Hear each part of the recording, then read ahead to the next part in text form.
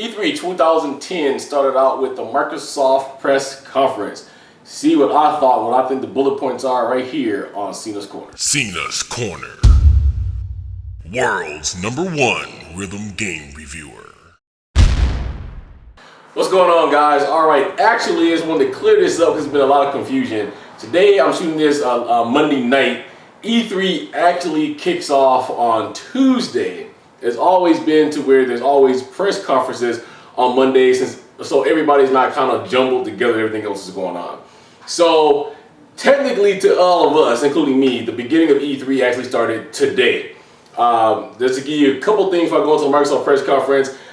Phil and I were able to get onto the floor. We weren't supposed to be there because they're afraid that the press is going to leak everything. Now, answer this though. I think, wouldn't you be worried about all of the people who owns booths at E3 leaking things other than the press? You have more of them in there than us, and they're probably taking pictures and shipping them everywhere. But the couple of pictures I sent out, I guess I was supposed to shoot, and I didn't know that. So E3 actually began this morning with the Microsoft press conference. Now, I have my notes here on my iPhone because I was unable to go to that press conference. You have to be invited. I didn't get a hold of my rep, I guess, in enough time. And I never got the invite back. And there's a number of my other colleagues who didn't get to go, so we missed out on the free Xbox 360, which is sad. But there's a lot of things that was touched on the Microsoft press conference, so let's get started. The first thing that was talked about was COD Black Ops, Call of Duty Black Ops, which will come out on the November the 9th, 2010. The game looks absolutely sweet. Now, if you are a huge Call of Duty player, this is going to be, I think something's going to be a brand new experience. I think they're taking Black Ops from actually the military. It looks fresh, it looks clean, it's very fluid. I really think that this could be the best Call of Duty ever to come out, just from what I'm seeing. Games are, and also the add-ons with the deal with Activision, so 2010, 2011, 2012, all of the add-ons for Call of Duty, you could only get first, at least, on the Xbox 360. Now, they didn't say when they would go to the PS3 or any of that, but first means that, who knows, that could be a week before, a month before, 2 months before, I don't know. So basically, they're telling you, if you want to play Call of Duty and get all of the packs for that, your best place to play that is going to be on the Xbox 360. They also mentioned that the Xbox is definitely changing the way that we play games and interactive media. I definitely agree with that. With Project Natal now called Connect 360, I think that is the killer for the industry. I don't think anybody's going to be able to touch Connect because of what it does. We're going to talk a little bit more about Connect here in a second because that's like the largest bullet point that I have. But I just want to point out that I do think that they are changing the way that games is going. The other thing that came out of that was Metal Gear Solid Rising. Now, for anybody who's a cut freak, that game is going to be absolutely the bomb. I was amazed by the way he can cut up a watermelon with such precision using just a controller. So let's talk about the bullet points I wrote down. It is exclusive only to Xbox, I guess, from what I had saw, or actually Gears of War 3 is. But this game is going to be awesome. If you like blood, if you like guts, if you like cutting them off, cutting them up and all that kind of good stuff, you want to go pick up Metal Gear. I think it's one of the best ones that I've seen, and they've come a long way with the precision and the controls. Okay, so running my notes together, exclusive to Xbox, of course, is going to be Gears of War 3, not Metal Gear Solid Rising, what I'm getting. So Gears of War 3 exclusive to Xbox. All of the Gears of War titles have been exclusive to Xbox, so that's no big secret. You're going to have a 4-player story-based co-op mode in this game. I don't think I've ever seen that before. But here's the one problem that I can kind of see with having a 4-person. Now, what if you get 4 people and 2 people lags behind? You have to constantly wait for those people. So you want to make sure that you're playing this game with somebody who understands a shooter, who understands you need to go, and who understands how to move as a group. That's the only thing bad I can really see about having a 4-person co-op mode. Other than that, I think it's groundbreaking. I've never seen a 4-person co-op on a shooter. The graphics look really great, really stunning. They got that brand new Berserker that I think it's called the Lament Berserker. That thing looks nasty and huge at the same time. So they've come a long way with the graphics on that and making bigger and huger enemies. And then the killer is there's a new mode that's going to be called Beast Mode. And I'm hoping that I'm going to get my hands on Gears of War 3 while I'm here so I can try that out. Now, from what I'm getting, since nobody explained it, I'm believing that basically what it is it's going to allow you to be able to play as the beast on the game. So we'll look for more information on that so I can get that back to you, but I think that was fabulous. Fable 3 is coming out October the 26th, set 5 years after Fable 2.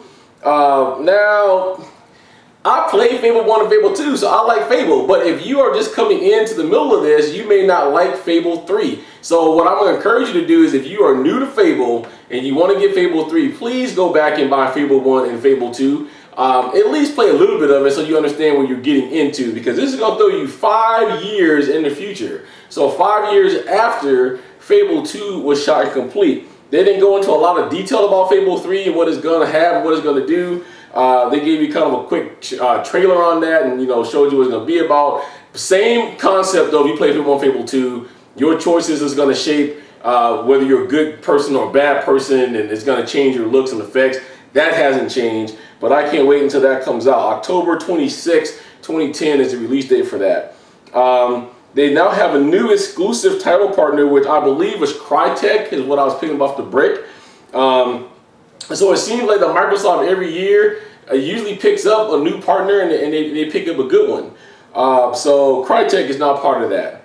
Just to give you guys some stats for all of you Halo fans out there that missed the briefing, there's 34 million copies of Halo that was sold, 2 billion hours of playing time on just that one game all by itself. So due to that, they released Halo Reach. Halo Reach had a 2.7 million for the beta. So 2.7 million people went to participate in the beta for Halo Reach. It shipped September.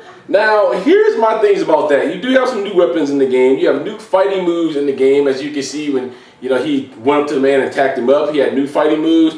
But my thing is, and maybe it's my opinion, it looks the same to me as any other Halo game that's out there from what they showed. Now, they didn't show a whole lot, they never do at these concerts, but from what they showed, it looked the exact same as any other Halo that I've played. So what I'm going to say is, until I can get more, if you are a Halo fan and you love Halo to death and you play like every Halo game in the world, then I'm going to say that this is definitely a pickup for you.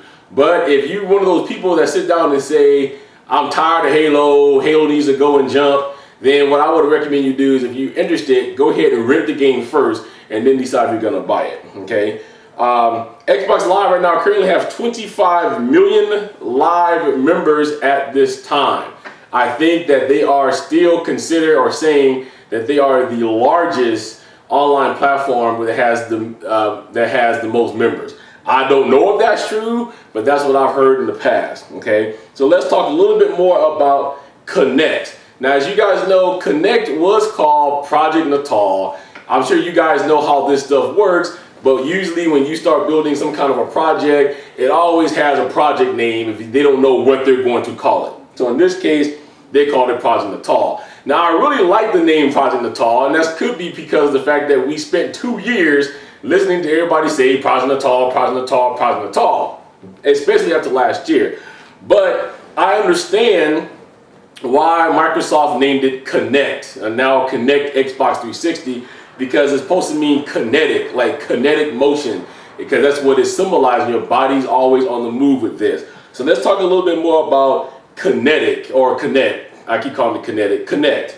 It has an RGB camera along with an HD camera, and it has motion sensors that's built into it. What this is going to allow you to do is simply to interact with the Xbox 360. You can just simply wave your hand to turn it on, and then you can actually speak to it. So it's going to go off of your body and your voice, no controller, no interface in between. Okay, so you're speaking in your hands controls everything. During the demo, the guy walked in, he waved his hand, and then he took his hand and he selected his profile, and then he started giving the Xbox commands like Xbox, play movie or Xbox pause or Xbox stop. So everything that you can do with Connect is going to be either with your hands or with your mouth. Nothing else. Everything we have now works for this. So it appears that all the 360s that we have is going to work. And from what they're saying, there's a number of games that may end up working with Connect as well. So you're going to have no loss with that. Okay, it's going to be sold in every country that carries the Xbox 360, and they're even going to start integrating some of this stuff on Windows 7 phones. So if you have a Windows 7 phone, you're going to be getting some of this stuff like your avatars, your gamer scores, and all of that. They're going to input over. One of the most impressive parts about Connect is now Video Connect. So all of you guys that's listening to me, that I have you on my friends list, I can talk to you guys by Connect. So we no longer have to worry about typing messages or whatever.